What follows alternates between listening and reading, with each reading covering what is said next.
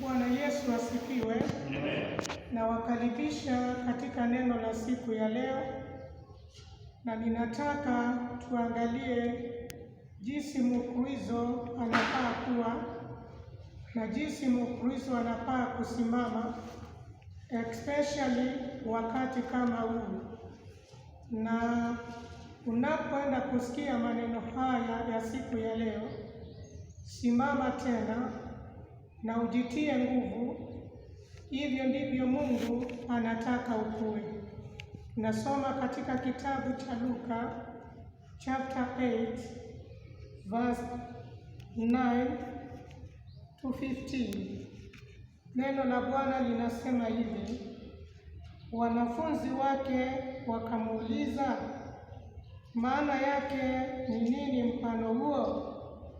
Akasema, ninyi mmepewa kusijua siri za ufalme wa Mungu, bali wengine kwa mifano, ili wakiona wasione, na wakisikia wasielewe. Na huo mfano maana yake ni hii: mbingu ni neno la Mungu. Wale wa karibu na njia wasikiao, kisha uja Ibilisi akaliondoa hilo neno mioyoni mwao, wasije wakaamini na kuokoka. Na wale penye mwamba ndio wale ambao wasikiapo hulipokea lile neno kwa furaha, nao hawana mizizi, huamini kitambo kidogo, na wakati wa kujaribiwa hujitenga. Na zilizoanguka penye miiba ni wale waliosikia, na katika kuenenda kwao husongwa na shughuli na mali na anasa za maisha haya, wasiivishe lolote. Na zile penye udongo mzuri ndio wale ambao kwa unyovu na wema wa mioyo yao ulisikia neno na kulishika, kisha uzaa matunda kwa kuvumilia. Bwana asifiwe. Ninataka unaposikia neno hii ya siku ya leo, ujiulize wewe ni Mkristo wa aina gani? Maana hii neno inaweza kuonyesha wewe ni nani mbele za Bwana, na msimamo wako mbele za Bwana ni mgani. Yesu Kristo akasema kuna mbegu zilianguka katika barabara, zingine zikaanguka katika mwamba, na zingine zikaanguka katika miiba, na zingine zikaanguka katika shamba. Na Yesu Kristo akapeana ule mfano, akasema ule ni mfano wa watu wasikiao neno, na jinsi wanavyoisikia wanaitumikia namna gani, na wanaifanyia kazi namna gani wakati wanaposikia ile neno. Ina maana kwamba jinsi unavyosikia ile neno na kuifanyia kazi, hivyo ndivyo maisha yako yatakuwa. Ina maana kwamba vile unavyosikia ile neno na kuipokea na kwenda kutenda kulingana na vile ile neno linavyosema, hivyo ndivyo maisha yako yanakuwa. Bwana asifiwe. Mstari wa 11 inasema kwamba na huo mfano maana yake ni hii: mbingu ni neno la Mungu. Wale wa karibu na njia ndio wasikiao, kisha uja Ibilisi akaliondoa hilo neno mioyoni mwao, wasije wakaamini na kuokoka. Wewe Mkristo unaponisikia siku ya leo, neno la Bwana linasema na huo mfano maana yake ni mbegu, na ile mbegu ni neno la Mungu. Linapoingia ndani ya mioyo ya watu, baada ya wale watu kuingiwa na ile neno, Hapo ndipo tunatambua msimamo wa ule Mkristo ni mgani, na tabia ya yule Mkristo ni gani, na mienendo ya yule Mkristo ni nani. Maana maandiko inasema ile neno ni neno liingiao katika ndani ya mioyo. Ile mbegu ni neno, na ile neno likiingia ndani, kuna Wakristo ambao lile neno wameshaingiza ndani ya mioyo yao, wakaishika na wakaiamini. Lakini kitambo kidogo shetani akaingia, akaling'oa ile neno ndani ya mioyo yao, na wakaacha kumtumikia Mungu na wakaacha kuokoka. Ninaweza kusema kipindi kama hiki, Wakristo tulipoondoka katika makanisa, tuliondoka na neno la Mungu, na saa hii ni miezi miwili kama watu hawaendi kanisani. Lakini tulipoondoka na ile neno la Mungu, inategemea kule nyumbani unaishi maisha gani. Unaweza kuishi yale maisha ambayo ni ya kumfungulia shetani mlango, akaingia ndani yako na akang'oa ile neno, na ukaacha kuamini maneno ya Mungu, ukaacha kuamini wokovu wa Mungu, na ukaacha kuamini maombi ya Mungu, na hata ukaacha kusoma neno la Mungu ukiwa kule nyumbani. Kwa hivyo kama utaweza kulegea kidogo, lile neno litoka nayo katika nyumba ya Mungu litang'olewa na yule mwovu Ibilisi, na akishaamua lile neno katika moyo wako, utajipata umeacha kuamini Mungu. Bwana asifiwe. Amen. Neno lingine linasema, na wale penye mwamba ndio wale ambao wasikiapo ulipokea lile neno kwa furaha, nao wana mizizi, huamini kitambo kidogo, na wakati wa kujaribiwa ujitenga. Yesu Kristo akapeana neno akasema kwamba kuna Wakristo ambao wanaamini neno kidogo, wanaamini wao ni kama ile mbegu ilianguka katika mwamba, na wakaamini ile neno kitambo kidogo, alafu wakishajaribiwa wanaondoka katika ile neno na wokovu. Ninaweza kusema katika hii neno inaweza kuonyesha wewe ni Mkristo wa aina gani, na ikiwa unaona kwamba umejaribiwa ukaondoka katika neno, jirekebishe na kurudi katika neno. Maana Yesu Kristo anasema ile mbegu ilianguka katika mwamba ni wale Wakristo huamini neno na wanaitumikia neno, lakini wakati majaribu inapokuja wanaondoka katika ile neno na wanaacha kuamini. Ninaweza kusema katika neno hili tunalosoma siku ya leo, inawezekana kuna majaribu imekupata na ukashindwa kuamini na ukajitenga na ile neno.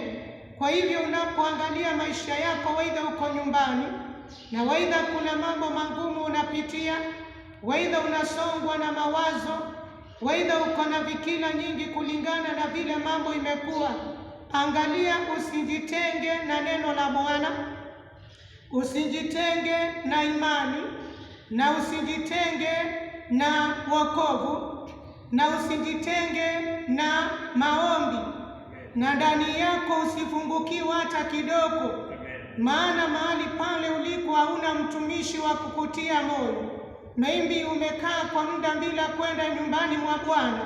Maana wakati tunapoenda nyumbani mwa Bwana kila siku ya Jumapili, huwa tunakutana na watumishi wanatutia mioyo, na wakati mwingine wanatuombea kwa kutuwekelea mikono, na tunaondoka kwa kanisa tukiwa tumejaa nguvu. Lakini sasa ni muda mrefu hatujaonana na watumishi uso kwa uso, wala hatujakutana nao wakatuwekea mikono ama wakatuombea. Lakini neno la Bwana linasema kama kuna majaribu imekupata wewe, usiondoke katika kumwamini Mungu, wala usiondokee maombi ukiwa nyumbani, wala usiondoke karibu na neno la Bwana. Mukatae shetani yule wa kukujaribu, muondokee kwa jina la Yesu Kristo. Kuwa na msimamo na useme nitasimama, hata wakati wa majaribu. Bwana asifiwe. Maana kuna watu wengi ambao Yesu akasema wale watu wanajua neno la Bwana, lakini wakati majaribu yanapokuja wakajaribiwa, wao hujipata wamejitenga na wamekana msalaba. Usi wakati wa kukana msalaba, maana majaribu imeingia dunia yote na hakuna mtu hajajaribiwa. Wengine wamejaribiwa na njaa, wengine wamejaribiwa na magonjwa, wengine wamejaribiwa na kuvutwa kazi, wengine wamejaribiwa na kutolipa nyumba, wengine wamejaribiwa na madeni. Na ikiwa sasa ile majaribu inakuja, Yesu Kristo anasema tusiwe wale wa Kristo wa kujitenga na imani, bali tuweze kusimama katika imani ili tuweze kushinda kila majaribio ambayo imekuwa mbele yetu kwa jina la Yesu Kristo. Amen. Maana neno la Bwana linasema wakati huu ndio Mkristo kila mahali alipo, Mungu anamtazamia yeye ni Mkristo wa aina gani, na upande mwingine naye shetani anatazamia akujaribu wewe ulikuwa Mkristo wa aina gani. Na ikiwa ataingia kujaribu na ujitingize kidogo, utajipata umeondoka katika uwepo wa Bwana na utajipata umejitenga na imani. Bwana asifiwe. Angalia, usiwe yule Mkristo ambaye hujitenga wakati wa majaribu, anajitenga na neno la Mungu wakati wa majaribu, anajitenga na imani wakati wa majaribu. Bali kipindi hiki kuna majaribio, kila mtu aweze kusimama mahali alipo, ili naye Yesu Kristo akachukue nafasi ya kutuinua tena.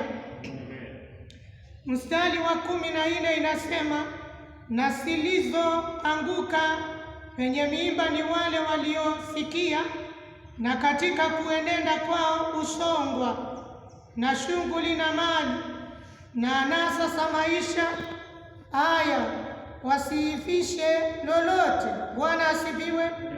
Hao Yesu akapeana mfano akasema, na zile mbegu zilianguka katika miiba ni wale walisikiao neno, katika kuenenda kwao usongwa na shughuli.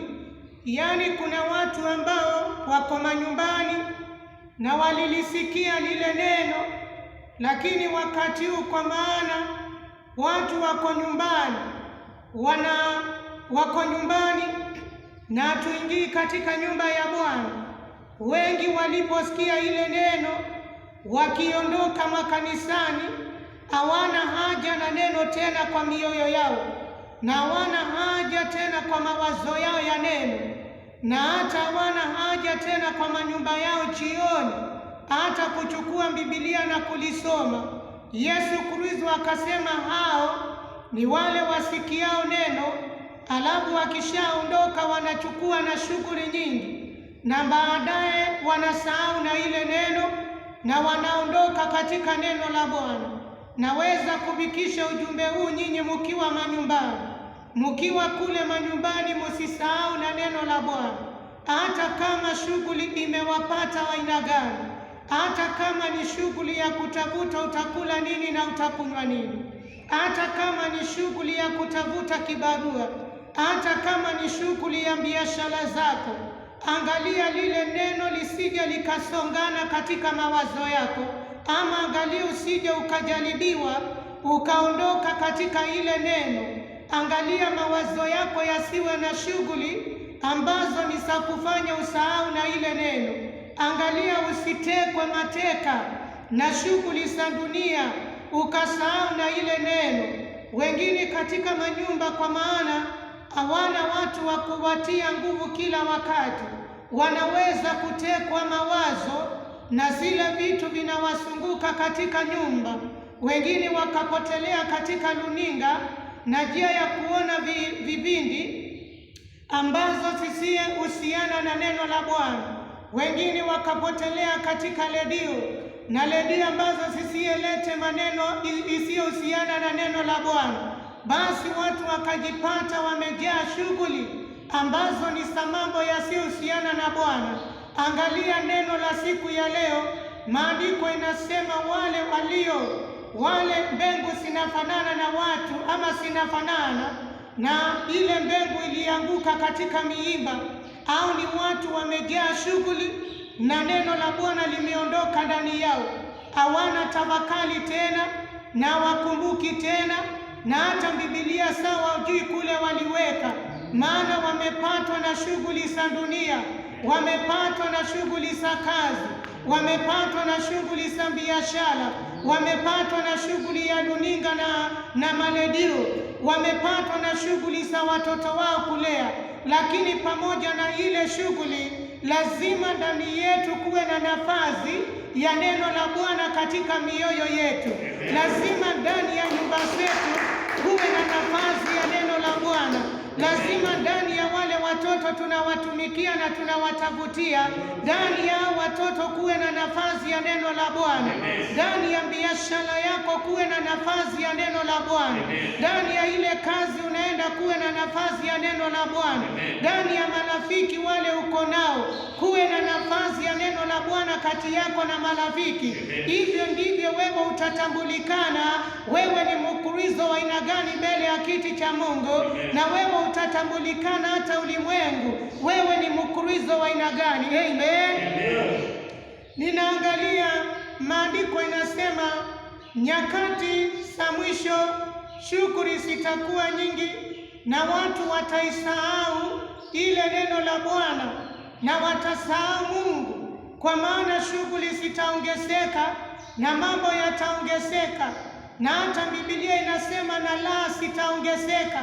Kwa hivyo kutakuwa na percentage ya watu wengi hawana shughuli na neno la Bwana, na ndiyo nimechukua nafasi hii nikumikishie wewe msikilizaji wangu katika hii neno, uhakikishe ndani ya maisha yako umejipea nafasi ya neno la Bwana. Hata kama shughuli zitaongezeka, hata kama shida zitaongezeka, hata kama magonjwa yataongezeka, ndani yako pasikosekane kuwa na nafasi ya neno la Bwana, ili neno la Bwana likandumu na likasimame katika maisha yako. Amen. Maandiko inasema Yesu Kristo akapeana mifano mingi, maana tunaona kwamba mbegu zilianguka katika barabara, na watu wakipita wakakanyanga zile mbegu, na hata zingine zikaweza kukuliwa na ndege. Hii ni kumaanisha kwamba wakati ambao Wakristo tuko manyumbani na tumejaa shughuli za siku na kila siku, tuangalie kwamba ile mbegu isije ikaondolewa katika mioyo yetu, maana ikiondolewa tutaanguka na tutajipata tumeasi Mungu wetu. Lakini neno la Bwana likiwa ndani yetu, hatutaasi Mungu wetu, na tutasimama mpaka tumwaibishe shetani na aweze kutuondokea na atukimbie, na jina la Bwana liweze kuinuliwa juu. Mtu yeyote asijaribu kumpea shetani nafasi ya kutoa ile neno ndani yake. Wengine watakuwa wanangojea shetani akuje akiwa shetani, lakini maandiko inasema shetani anaweza kutumika na ile kitu ambacho wewe unakipenda kikachangia kabisa neno la Bwana kuondoka ndani yako. Ndiposa Yesu Kristo hakutumia shetani sana, lakini akasema mbegu zikaanguka na ndege wakaja wakakula zile mbegu. Ndege ni akina nani? Ndege anaweza kuwa ni ndege rafiki yako, ndege anaweza kuwa ni ndege mume wako, ndege anaweza kuwa ni ndege hata mke wako. Anakukwaza mpaka anahakikisha ile imani yako imedhoofika, na anahakikisha umeondoka katika njia za Bwana. Ndiyo maana Yesu Kristo akasema wale ndege wakakula ile mbegu. Nasi tunasema kwa jina la Yesu, mbegu ni neno la Bwana na imani iliyo ndani yako. Usipeane nafasi ndege watoe ile mbegu, wala usipeane nafasi marafiki watoe ile mbegu. Usipeane nafasi hata majirani watoe ile mbegu, bali ukaweze kusimama imara kwa jina la Yesu. Amen. Ni kwa nini Yesu Kristo akasema mbegu zikaanguka katika barabara? watu wakakanyanga zile mbegu. Hii neno inanipea ufunuo kwamba zile mbegu zilizokanyangwa ni wale watu waliosikia neno na wakaamini na wakatangazia watu wengi wameokoka, Yesu Kristo ni Bwana. Lakini baada ya muda, wale marafiki mliyekuwa nao wakarudi nyuma yako, wanakuja kukuuliza, tangu ulipookoka Yesu amekufanyia nini? Unapoangalia situation ya maisha yako unasema na yenyewe hakuna kitu amenifanyia. Hiyo inafanya wale watu wakuondoe katika mipango ya Bwana. Kwa hivyo wale ambao watakuja na maswali wakitaka waondoe ile mbegu ndani yako, kuwa na jibu moja, ukasema kwamba hata kama Yesu amechelewa kutenda jambo, hajachelewa kiwango ya kutotenda, lakini anachelewa kiwango ya kuja na kutenda mambo makubwa. Bwana asifiwe. Yes, maana watu wanaweza kukuuliza, Yesu Kristo amefanya nini katika maisha yako? Wengine wanaweza kukuuliza, miaka ile umekaa kwa wokovu mnaona tofauti gani? Lakini hata kama wale watu watarudi nyuma yako na wawe kama ni wale wakanyangao ile mbegu, hebu waambie kwamba Yesu hajachelewa kutenda muujiza, Yesu hajachelewa kuponya maisha yangu, Yesu hajachelewa kunitengeneza, Yesu hajachelewa kunipa baraka, Yesu hajachelewa na kutenda maajabu. Ili neno hili liendelee kuwa ndani ya moyo wako, nawe ukajitambulishe wewe ni Mkristo wa aina gani katika maisha yako. Amen. Wakati ambapo tunapopatia mtu nafasi ndani ya maisha yetu atu challenge, anaweza kuwa kwamba ni ile mbegu ilianguka katika shamba na ikulimiwa na wale, ile nyasi ikamea, magugu ikaweza kumea na ikaweza kusonga ile neno na ikakataa kustahimili. Hivi wewe Mkristo, wakati uko hapa duniani, ili neno ulilipokea na wokovu uliyopokea, usipeane nafasi ya watu kukuchallenge katika maisha ya wokovu wako. Hebu simama na kufunga milango yote ya watu kuchallenge wokovu wako. Hata kama kuna mambo unapitia, hata kama ulikuwa na madeni yao, hata kama unashindwa na kulipa nyumba, wewe usipeane nafasi ya mtu kuchallenge wokovu wako. Wewe simama imara na uambie, unajua ya kwamba Yesu akiwa katika kiti cha rehema, yeye anaweza na atatenda maajabu. Hata kama kumeonekana kuna udhaifu, usiache mtu yeyote kuchallenge udhaifu wako, bali simama na hili neno. Maana wakati utaacha mtu achallenge imani yako, utajipata imani imesongwa, mawazo yamesongwa, neno iliyo ndani yako imesongwa, maisha yako imekaa ni kama hakuna Ukristo tena, maana umepea wale watu nafasi.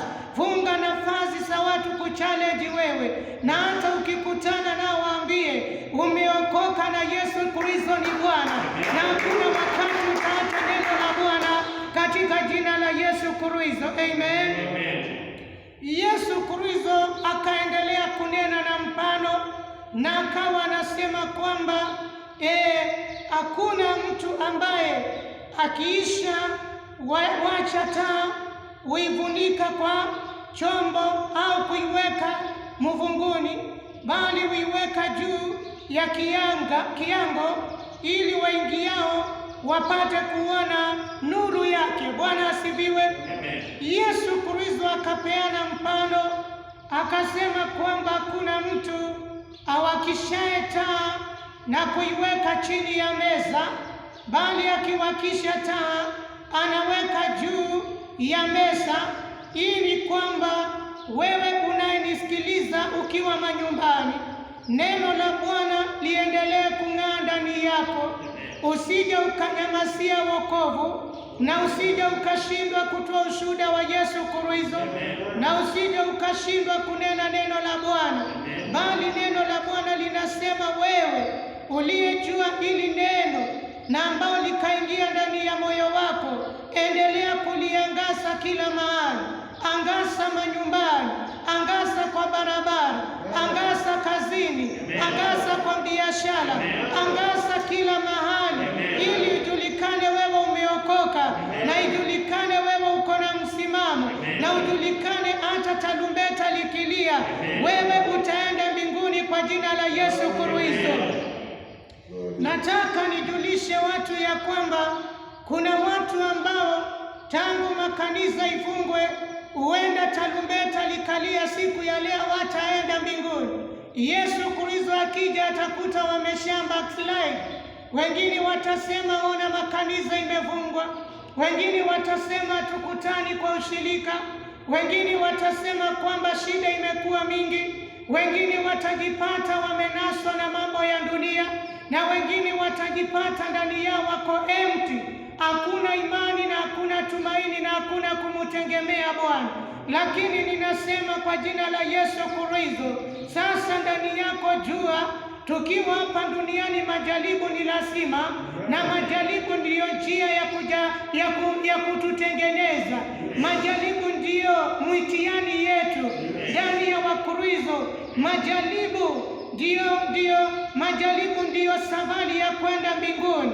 Maana maandiko inasema ya kwamba dhahabu haiwezi kuitwa dhahabu kama haijapitishwa katika moto. Nasi ili tuwe dhahabu nzuri inayoweza haleluya, nasi ili tuwe dhahabu nzuri iliyojaribiwa na ikaonekana ni dhahabu, lazima tupite katika mateso, na yale mateso tuweze kuyashinda. Lazima tuweze kujaribiwa na ile jaribio tukaweze kuishinda. Lazima tukutane na mambo magumu na yale mambo tuweze kuyashinda. Maana dhahabu haiwezi kuitwa dhahabu kama haijapitishwa katika moto. Haleluya, Bwana asifiwe. Sisi ni dhahabu na lazima tuweze kupitishwa katika moto, na Yesu Kristo anatarajiwa kuja, na atakapokuja kuchukua kanisa, apate wewe kanisa ya roho yako ni safi, na aweze kupata roho yako imemngojea, na aweze kupata uko na matumaini, na aweze kupata umemtegemea. Maana wewe ni Mkristo na ni hekalu linaotazamiwa na watu wengi, na Yesu Kristo na malaika na Mungu aishiye milele amekutazamia ili uweze kushinda kila jaribio linaposimama mbele yako. Amen. Haleluya. Leo angalia kujirekebisha.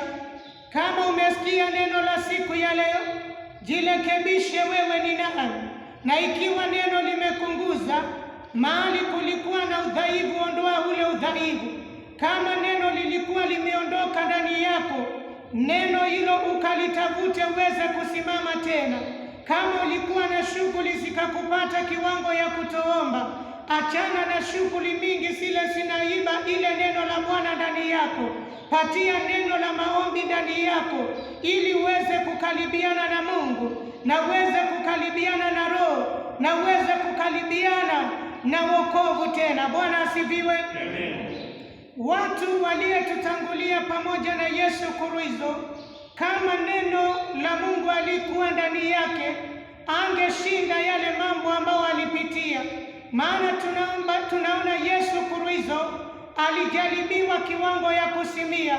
Alipokuwa pale kwa jangwa katika mfungo wa siku 40, shetani akamtembelea na akamjaribu na njia kumuonyesha mambo ya dunia. Akamuonyesha miji mikubwa kama vile tuko ndani ya mji wa Nairobi. Akamuonyesha dunia vile imepambwa na mapambo makubwa. Akamuonyesha hata mikate, na akamuonyesha vile malaika wanaweza kumngojea akijiangusha. Lakini Yesu akamwambia shetani, imeandikwa. Lazima ndani ya moyo wako kuwe na neno ya kuchallenge wale wanakuchallenge. Lazima ndani ya maisha yako uwe na neno hata ya kuchallenge wale mnafanya kazi nao, wasije wakakulemea na wasije wakatukana wokovu wa Mungu ndani yako. Maana imeandikwa. Bwana asifiwe. Kuna mambo tunaweza kukutana nao katika dunia, lakini tukikutana na yale mambo haijasema tuondoke katika msalaba wa Yesu Kristo, bali inasema tusimame katika imani. Kuna majaribu tunaweza kutana nayo, lakini katika yale majaribu haijasema tukane neno la Bwana na tukane kanisa la Bwana, bali inasema tuwe watetezi wema, maana sisi hapa duniani sisi ni balozi wa kutetea neno la Bwana na kuwakilisha jina la Bwana duniani.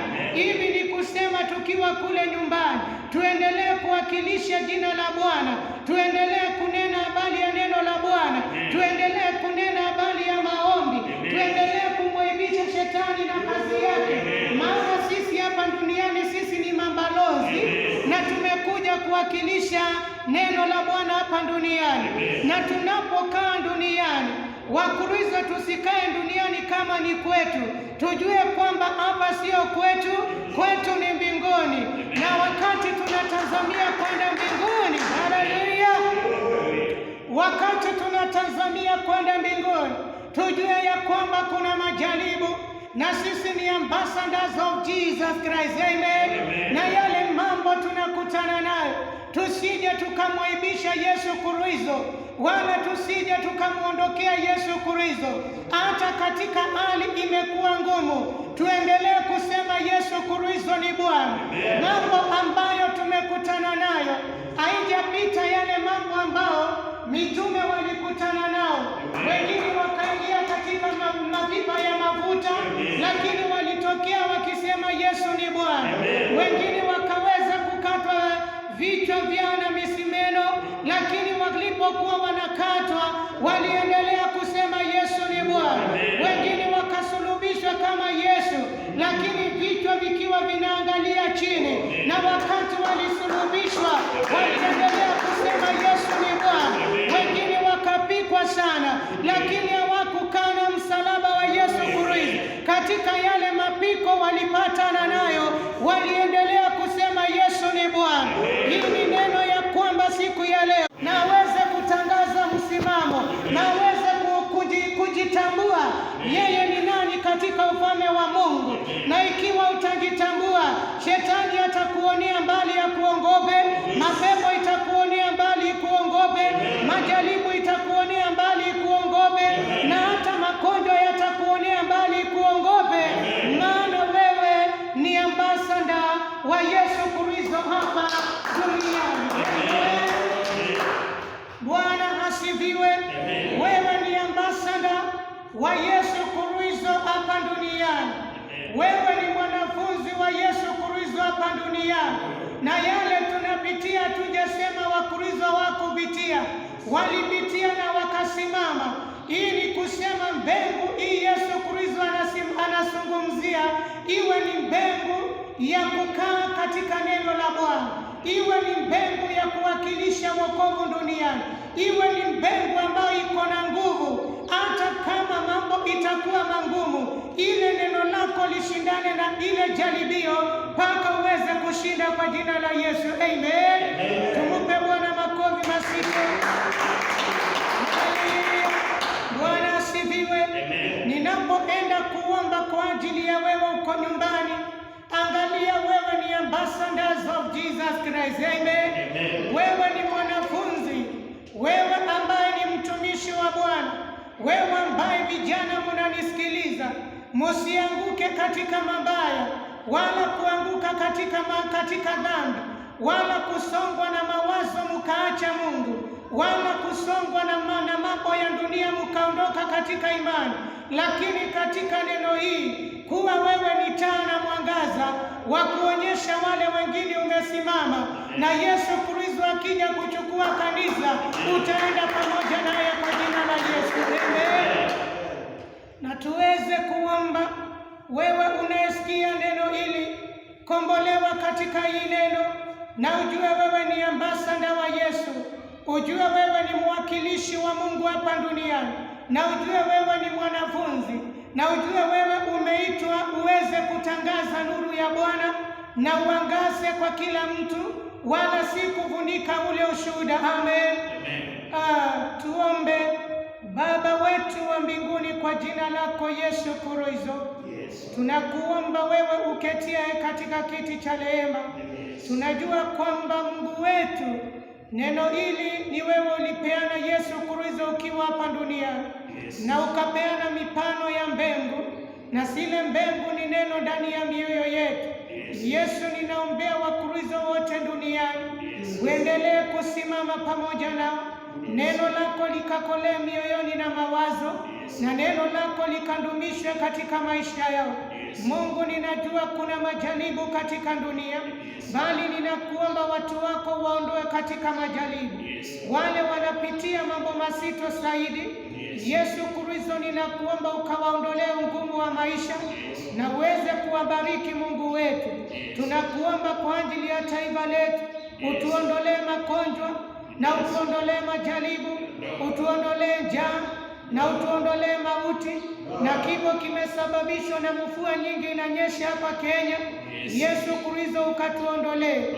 Enda ukalinde watu wako Jehova, na uende ukalete uzima na amani.